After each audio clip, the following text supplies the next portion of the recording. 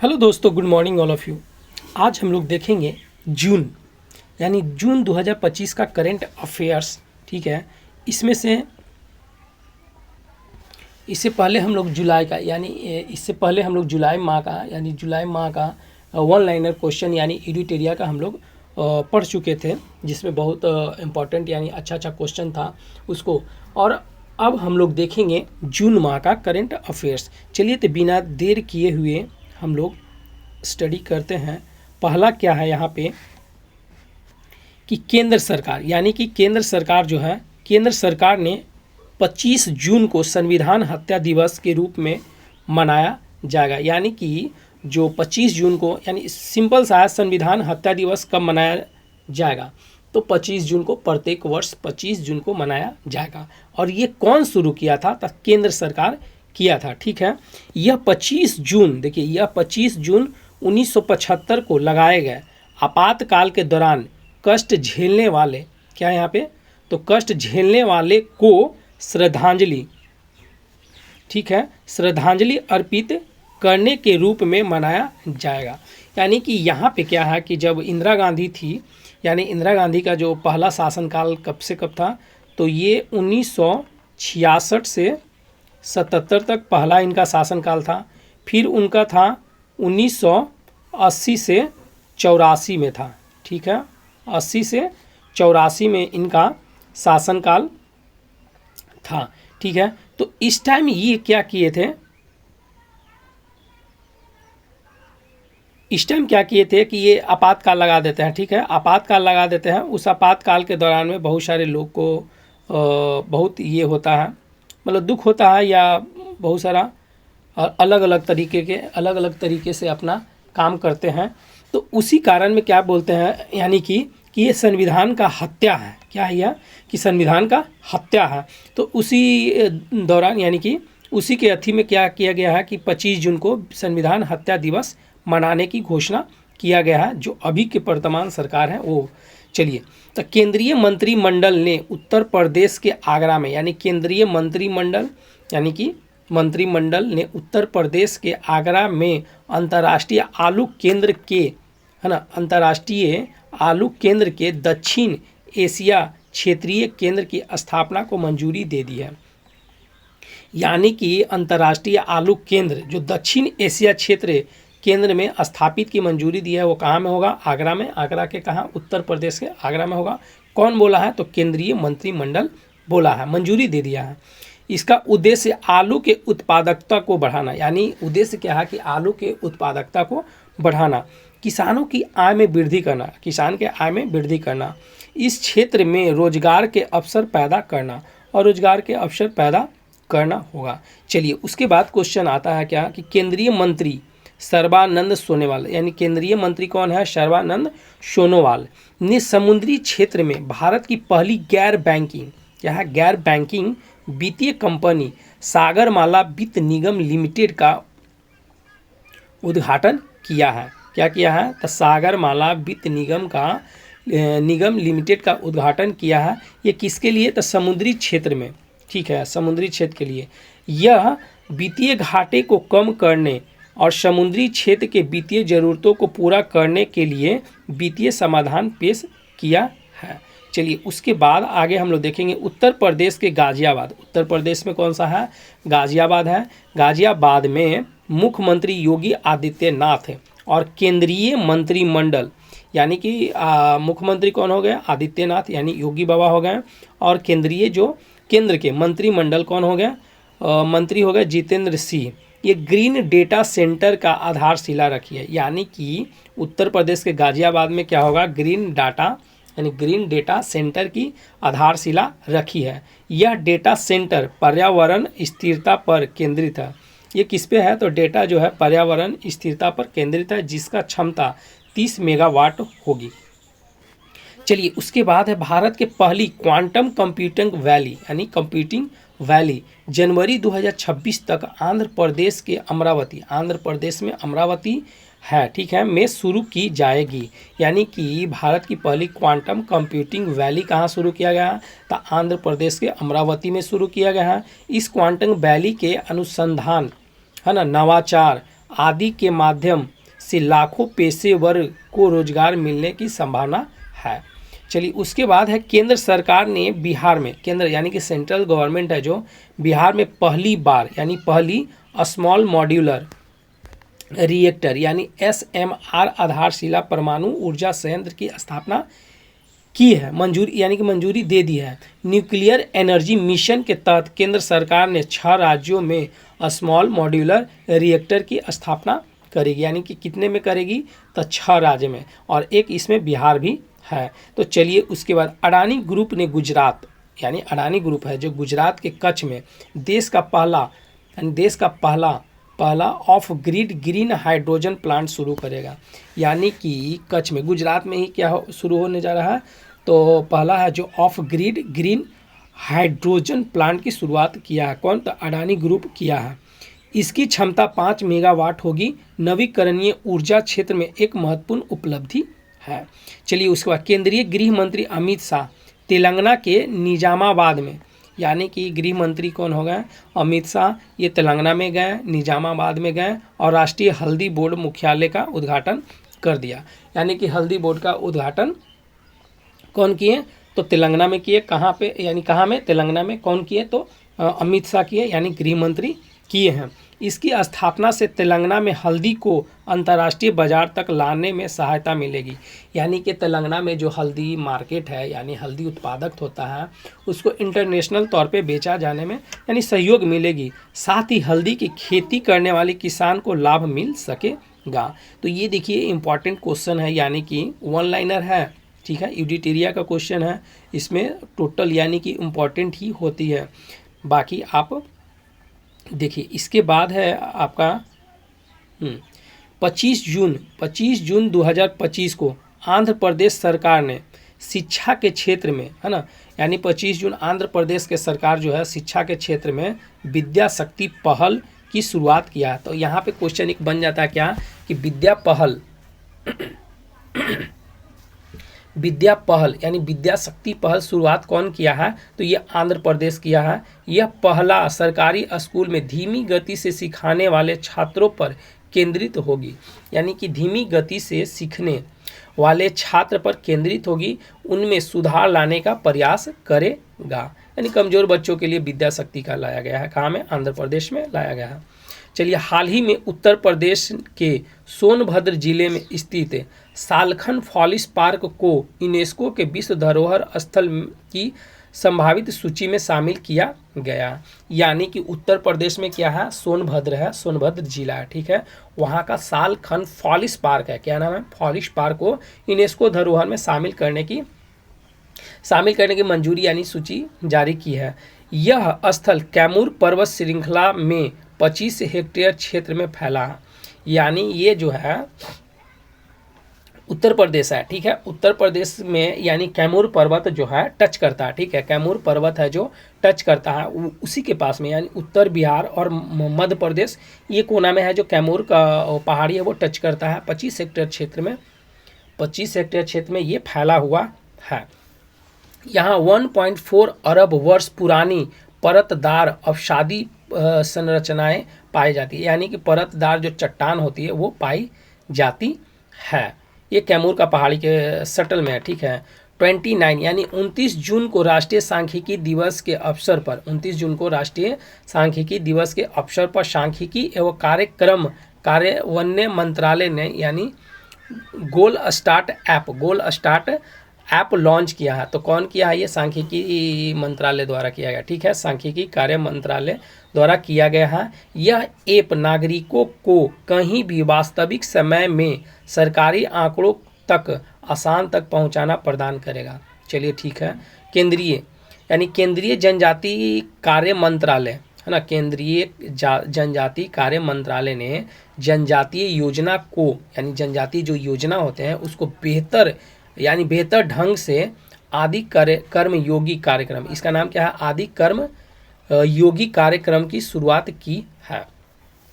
इसके तहत अधिकारियों को प्रशिक्षण एवं प्रेरित किया जाएगा ताकि जनजाति कल्याण योजना के क्रियान्वयन को बढ़ावा दिया जा सके। यानी इसमें क्या है, जो मंत्री लोग हैं यानी केंद्रीय जनजाति कार्यक्रम मंत्री को, यानी वो जनजाति को बढ़ावा के लिए आदि कर्मयोगी कार्यक्रम शुरू किया है, जो उससे क्या होगा, जनजाति कल्याण योजना के तहत अपना आगे बढ़ाया जाएगा। इलेक्ट्रॉनिक, ये क्या, इलेक्ट्रॉनिक और सूचना प्रौद्योगिकी मंत्रालय ने आईआईटी दिल्ली में, यानी इलेक्ट्रॉनिक सूचना प्रौद्योगिकी मंत्रालय है जो आईआईटी दिल्ली में सरकारी अधिकारी के लिए आर्टिफिशियल इंटेलिजेंस आधारित, है ना, आधारित 2 दिवसीय प्रशिक्षण कार्यक्रम आयोजित किया है। चलिए, इसका उद्देश्य है, इसका उद्देश्य क्या, केंद्र और राज्य के सरकारी अधिकारियों को आवश्यक एआई ज्ञान प्रदान करना। यानी कि जो इसमें क्या हो गया कि जो, यानी अब पुराना लोग हैं वो एआई का मतलब ही समझते नहीं है ना, सेंटर में है फिर भी कुछ कुछ को नहीं समझ में आता है। बहुत लोग ऐसा भी होते हैं ऑफिशियल लोग, उनको फ़ोन में भी नहीं समझ में आता है, ठीक है, लेकिन वो ऑफिशियल काम करते हैं। तो एआई ज्ञान प्रदान करना, उसके व्यवहारिक उपयोग पर बल देना। चलिए, महाराष्ट्र सरकार ने हाल ही में 802 किलोमीटर लंबी शक्तिपीठ एक्सप्रेसवे, कहाँ, शक्तिपीठ एक्सप्रेसवे कहाँ में है, महाराष्ट्र में, कितना किलोमीटर, तो 802 किलोमीटर परियोजना की मंजूरी दी है।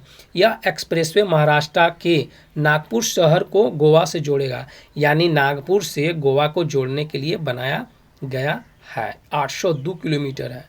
चलिए, 31 मई 2025 को लोक माता देवी अहिल्या होलकर, यानी लोग अहिल्या होलकर ने की 300 जयंती मनाई गई। यानी कि लोक माता कौन है, देवी अहिल्या होलकर हैं, उनकी जयंती हुआ है, कितना, 300 वर्ष हो गया है।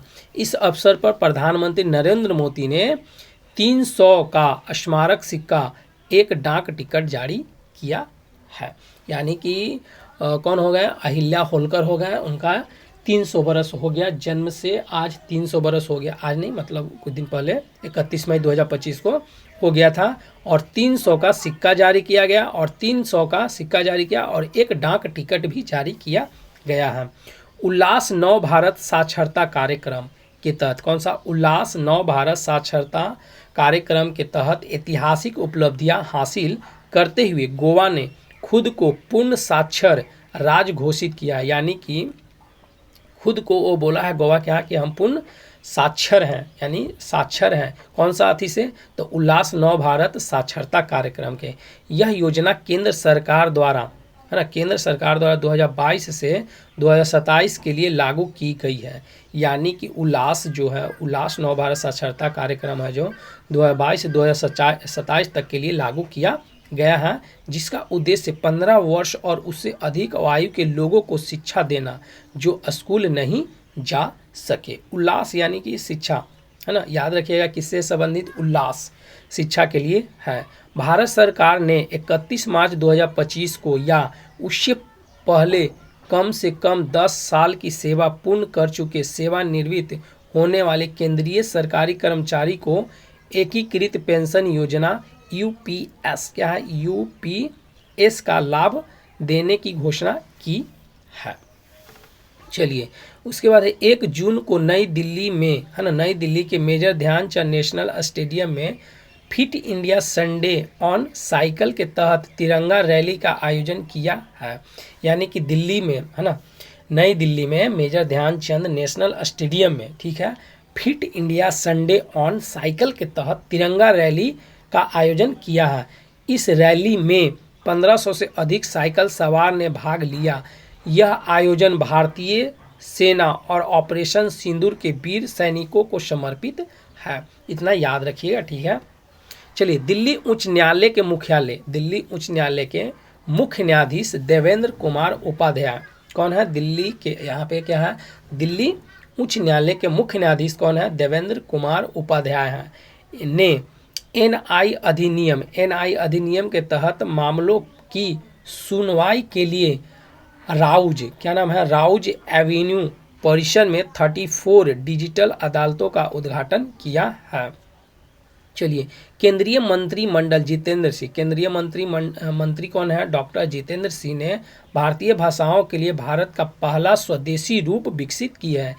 एआई आधारित multi modal large language model Bharat zone को लॉन्च किया, यानी नाम क्या है, भारत जेन, नाम इसका क्या है, भारत जेन को लॉन्च किया है। यह 22 भाषाओं की सेवा के लिए डिजाइन किया गया, यानी कि भारत जेन है उसमें 22 भाषा लैंग्वेज को इंक्लूड किया गया, जिसका उद्देश्य भारत की भाषाओं और सांस्कृतिक विविधताओं को अपनाकर आर्टिफिशियल इंटेलिजेंस और नवाचार को बढ़ावा देना। उसमें इंक्लूड रहेगा, जो भी अपना पूछेगा वो अपना बताएगा। तो चलिए इसके बाद और है यहाँ पे प्रधानमंत्री नरेंद्र मोदी, यहाँ पे क्या है, प्रधानमंत्री नरेंद्र मोदी ने उत्तर प्रदेश के कानपुर में घाटमपुर थर्मल पावर, यानी कानपुर में, यहाँ पूछ देगा ठीक है कि घाटमपुर थर्मल पावर प्रोजेक्ट कहाँ में है, तो उत्तर प्रदेश में है, ठीक है, कि यूनिट यानी यूनिट 1 का उद्घाटन किया है। इसका उत्पादन क्षमता 660 मेगावाट है। यह भारत के ऊर्जा क्षेत्र के एक महत्वपूर्ण उपलब्धियां है। हाल ही में क्या है, हाल ही में भारत सरकार ने जनगणना 2027 की घोषणा की है, 2027 की घोषणा की है, जो 2 चरणों में आयोजित की जाएगी। जनजातीय डेटा भी शामिल होगा, इसमें क्या होगा, जनजातीय डेटा भी शामिल होगा। ग्रामीण विकास मंत्रालय के अधीन भूमि संसाधन विभाग 2 जून 2025 से नक्शा, क्या नाम है, NAKSH, नक्शा कार्यक्रम के दूसरे चरण की शुरुआत की है। इसके तहत देश के 5 उत्कृष्टता केंद्र पर आधारित को आधुनिक भू-स्थानिक तकनीकों का प्रशिक्षण दी जाएगी। यानी ग्रामीण विकास मंत्रालय जो है 2 जून 2025 को नक्शा कार्यक्रम के दूसरे चरण की शुरुआत की गई है, जिसमें 5 उत्कृष्ट केंद्रों पर आधारित भू-स्थानिक तकनीकों का प्रशिक्षण दिया जाएगा। भारत के प्रौद्योगिकी क्षेत्र के विकास के लिए छत्तीसगढ़ ने, यानी छत्तीसगढ़ के नवा रायपुर में, कौन सा, नवा रायपुर में भारत के पहले AI विशेष आर्थिक क्षेत्र की घोषणा की है। आर्टिफिशियल इंटेलिजेंस के क्षेत्र में यह भारत का अनुसंधान को बढ़ावा देगा। वैश्विक प्रौद्योगिकी क्षेत्र के लिए भारत की, इसमें कुछ है नहीं, बस चलिए। भारत सरकार ने 1 जून 2025 को सेवा से सीखे अभियान, यानी कि सेंट्रल गवर्नमेंट जो है सेवा से सीखे अभियान शुरू किया गया के तहत जन औषधि केंद्रों में युवाओं के लिए अनुभवात्मक लर्निंग कार्यक्रम शुरू किया है। यह कार्यक्रम युवा मामलों और खेल मंत्रालय, रसायन और उर्वरक मंत्रालय संयुक्त रूप से आयोजित किया है। यह एक 15 दिवसीय कार्यक्रम है, यानी 15 दिन तक उसको क्या करेगा, लर्निंग करवाएगा। सेवा से सीखे अभियान, यानी कि सेवा से सीखे अभियान, सेवा करिए और अपना सीखिए, यानी आप मानिए कि औषधि, जन औषधि है ना, यहाँ पे जन औषधि के लिए दिया गया, ठीक है, जिसका उद्देश्य युवाओं को स्वास्थ्य सेवा क्षेत्र में व्यवहारिक ज्ञान प्रदान करना, ताकि वे जन औषधि केंद्रों का संचालन कर सकें। असम के काबी अंगलोग, है ना, असम के काबी अंगलोग में प्रस्तावित 1000 मेगावाट, यानी असम में देखिए, असम है, असम में काबी आंगलोग है, वहाँ पे मेगावाट सौर ऊर्जा परियोजना के स्थानीय आदिवासी समुदायों के विरोध के बाद एशियाई विकास बैंक ने इतना यानी 434.25 मिलियन डॉलर के ऋण को वापस ले लिया है। चलिए, हाल ही में उत्तर प्रदेश सरकार ने राज्य में पुलिस भर्ती, यानी कि राज्य में पुलिस भर्ती अग्निवीरों के लिए 20%, यानी उत्तर प्रदेश जो है अग्निवीर जो सेवा कर चुके हैं उसके लिए वो आएंगे, यानी रिटायर होके आएंगे, और उसको उत्तर प्रदेश यानी उत्तर गवर्नमेंट जो है, उत्तर प्रदेश का जो गवर्नमेंट है वो 20% तक उसको आरक्षण देगा। इसके तहत अग्निपथ योजना में 4 साल की सेवा पूरी करने वाले अग्निवीरों को सेवा के बाद रोजगार पाने का अवसर मिलेगा।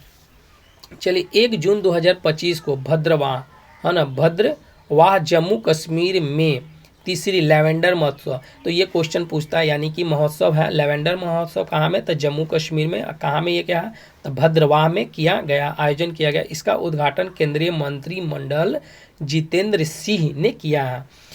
इसका उद्देश्य भारतीय अर्थव्यवस्था में लेवेंडर के महत्व को उजागर करना। असम हो गया, मेघालय सरकार, असम और मेघालय सरकार ने ब्रह्मपुत्रा की सहायक कुल्सी, यानी कि एक यहाँ पे हो गया कि ब्रह्मपुत्रा के सहायक नदी कौन हो गया, तो कुल्सी नदी पर, है ना, कुल्सी न ब्रह्मपुत्रा की सहायक नदी कौन हो गया, कुल्सी नदी।